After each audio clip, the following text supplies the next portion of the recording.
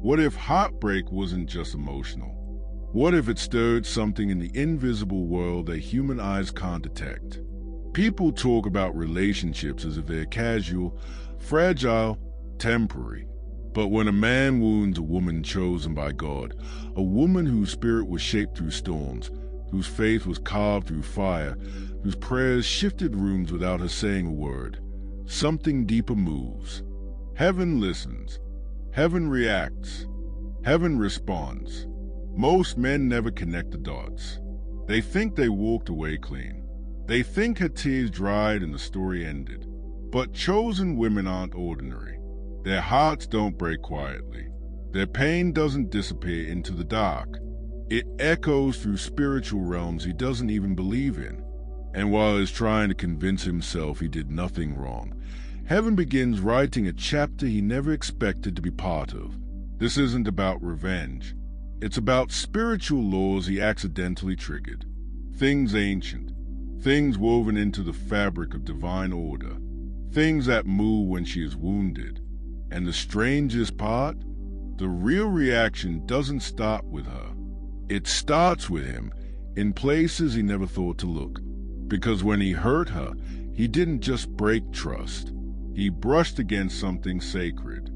And heaven never lets sacred things be mishandled without consequence. But that's only the beginning. The shift in his peace.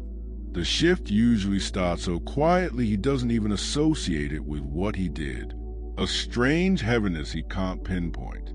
A subtle discomfort that shows up at the worst times. A tension that follows him like background noise.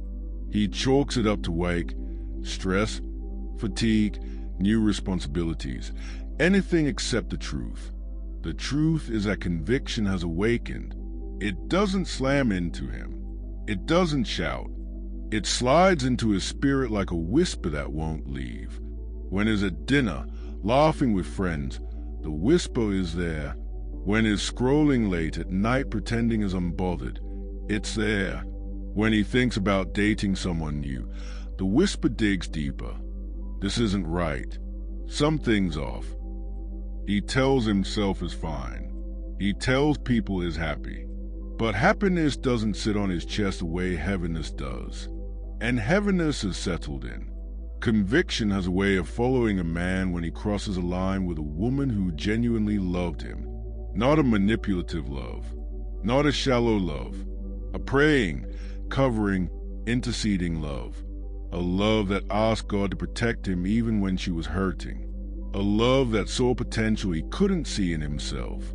A love that stood in spiritual places on his behalf. When he wounds a woman like that, heaven sent conviction not as punishment, but as a final attempt to wake him before he collapses into consequences. He tries to drown it out by staying busy. He distracts himself with people who don't ask deep questions. He throws himself into work to outrun the silence. But conviction doesn't fear noise. It waits until everything quiets down. Until the end of the night when the crowds disappear and the music stops and is left with himself. Then it speaks again. His chest feels tight. His mind drifts. His peace thins. And he starts to realize something shifted the moment he mishandled her. Something spiritual. Something he can't name. And this disturbance, it's only the first tremor. Because the next phase hits harder. The leaking of favor. What happens when heaven withdraws its endorsement? It's not dramatic at first. It never is. Favor fades quietly, slowly, almost unnoticeably, until suddenly everything that once flowed now fights back. He starts losing momentum. Opportunities that used to open easily start resisting him. People who once admired him now seem distant. Doors that flew open for him now stay shut. He thinks he's having a bad month, but heaven has simply redirected its wind. Many men don't realize how much favor they lived under simply because a chosen woman stood beside them. Her presence brought stability. Her peace brought clarity. Her prayers built protection around him he never saw. Her discernment shielded him from people who meant him harm. Her loyalty didn't just uplift him, it covered him. He was walking under her spiritual umbrella without knowing it. And the moment he dished her, that covering lifted. Now he feels the weather he never knew she protected him from. The pressure, the chaos, the confusion, the closed doors, the inner turbulence. He thought she was just emotional support. He didn't know she was part of his favor pipeline. And when honor breaks, favor doesn't just pause, it recoils. He starts grinding harder, working longer, chasing results that used to come naturally. Nothing feels steady anymore. Nothing feels guaranteed. He wakes up tired. He goes to sleep restless. And the worst part? He can't explain any of it because he refuses to look at the spiritual side. He lost her, yes, but he also lost the atmosphere her presence created.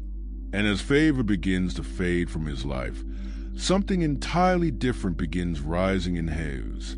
What hits him as loss becomes a doorway to elevation. And heaven works in her life with a silence that scares the earth. Her hidden elevation. God elevates his daughters in silence, never with noise, never with spectacle. He elevates them the way seeds grow, underground, unseen, in darkness where roots deepen before anything breaks the surface. She thinks her world fell apart. She thinks the silence is abandonment. She thinks the heartbreak is failure. But heartbreak is often the sound of spiritual realignment. She pulls away from people. She withdraws from noise, not because she's weak, but because heaven led her into hiding so her spirit can be recalibrated. Her self-worth, once tied to how others treated her, begins to anchor itself in who God says she is. Her discernment sharpens. Her identity strengthens. Her boundaries solidify. The voice of God grows louder than the voice of insecurity. And slowly, very slowly, she starts becoming someone new. Someone stronger. Someone wiser. Someone with a fire she didn't have before. While is declining in the spotlight, she's rising in the shadows. Her confidence, once shaken, becomes unbreakable. Her peace returns with a depth she never knew. Her prayers take on new authority. Her ambitions resurface. Her calling becomes clearer. Her spirit sheds dead weight. And by the time heaven finishes rebuilding her, she won't resemble the woman who cried over him. She'll resemble the woman she was always meant to be. But heaven isn't done. Because once she is healed, heaven begins sending what he never appreciated and what she never expected. The divine replacement. He thought the ending was simple. He left, she hurt, story closed. But God rarely writes endings that clean. What he thought was a breakup was actually a transition. Heaven doesn't leave chosen women empty.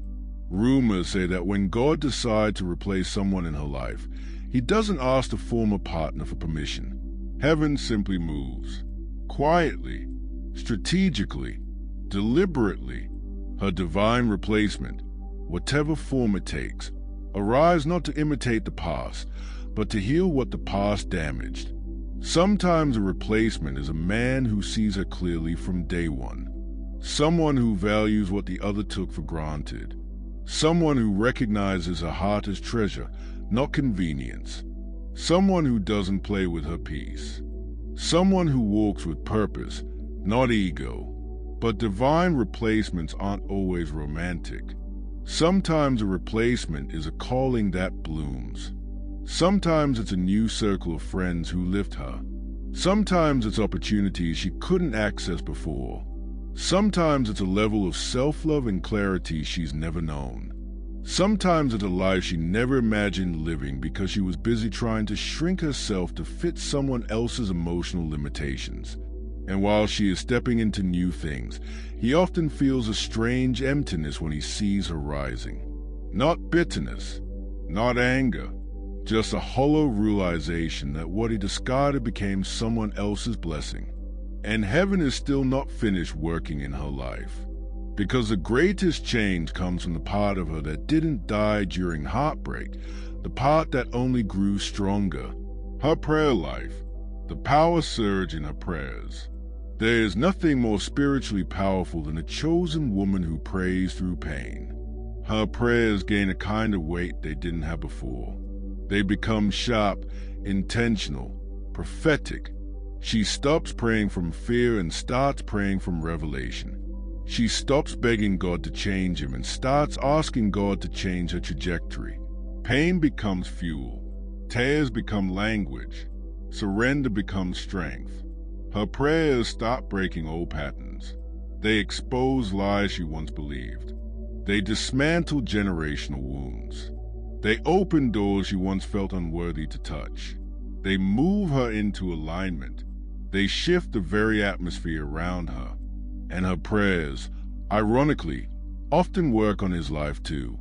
She may not pray for him by name anymore, but her prayers for healing, clarity, truth, and protection have ripple effects. Even distance doesn't stop intercession. Hell hates this. Hell fears this. Because a wounded woman who still prays isn't just recovering. She's rising into spiritual authority. She becomes someone darkness cannot manipulate. Her voice becomes a weapon. Her faith becomes armor. Her tears become oil. And as she transforms, the story moves into its final and most powerful stage. The stage where both of them face the results of everything heaven has stayed. The final transformation. Her heartbreak didn't ruin her. It rebuilt her. It rewired how she thinks, how she trusts, how she loves, how she chooses.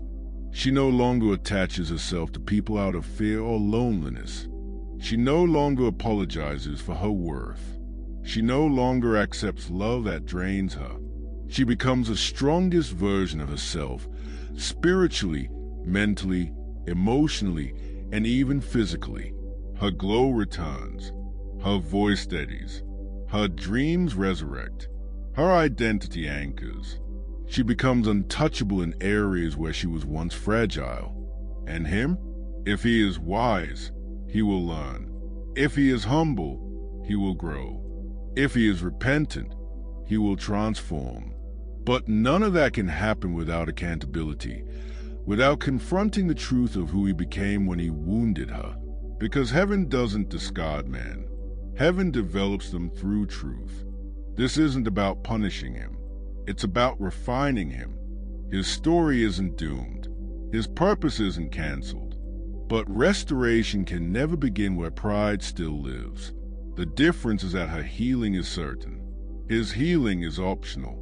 She rises because heaven decided she would. He rises only if he decides to change. And together, their stories, whether separate or intertwined, become evidence that heartbreak is not the end of anything. It's the beginning of transformation.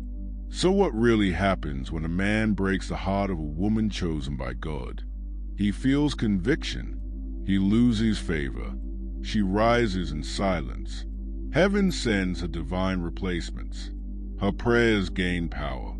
And she becomes someone stronger than the pain she survived. Heartbreak doesn't destroy chosen women. It awakens them. And once she awakens, nothing on earth or in hell can stop what heaven is about to do through her life.